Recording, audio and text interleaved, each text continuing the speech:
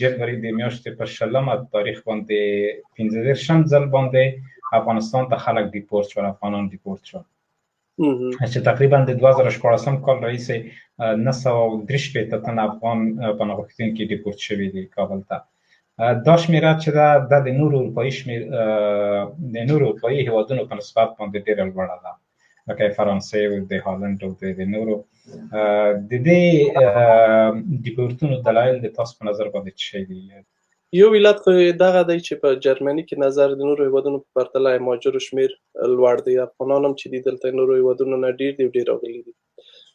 دوهمه مسله دا ده چې په جرمني کې هغه کسان اکثره ډیپورت کیږي چې جرمونه یې کړي وي او یا مثلا ډیر زیات جریمه شوي وي نقدي، او یا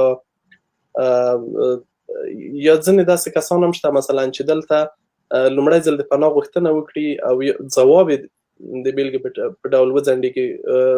په 2015 کال کې چې کله مهاجر راغلل، نو تاسو پوهېږئ چې ډېر اولویت لومړي هغه سوریایي مهاجرو ته و، نو د اکثر افغانانو دوسیې ورکې شوې یا د نورو اسنادو سره ټیټې وکښته شوې. نو داسې کسان شته چې 3 یا 4 کاله کېږي چې خپل ځواب ته منتظر دي د انټرویو. نو دا کسان دلته حوصله وبایلي بیا ولاړ شي نورو هیوادونو ته، مثلا فرانسې ته یا مثلا سویډن، بل ځای هغوی بیرته د دوبلین د قوانینو په اساس جرمني ته ډیپورت کوي، رالیږي. نو د دغو کسانو دپاره هم بیا دلته د پاتې کېدو چانس ډېر کمیږي او دوی د ډیپورت په لیست کې اچول کېږي.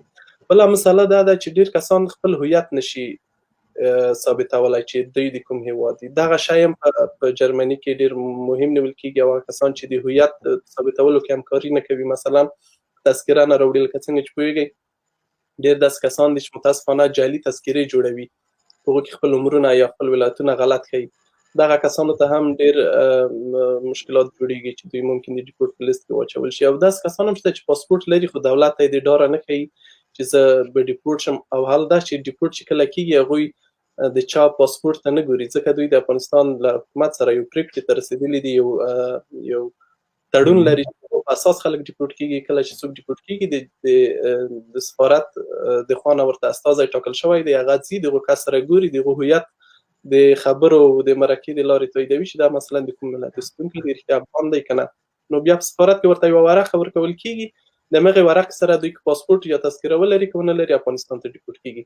نو دغه یو څو لاملونه دي چې خلک چې اکثره کسان ځوانان دي ورته توجه نه کوي. ځینې کسان چې دلته راشي په نشهیي توکو متاسفانه روږدي شي یا په نورو ناقانونه کړنو کې ګډ شي، دغه شیان د دې لامل کېږي چې له جرمني نه زیات کسان ډیپورت شي.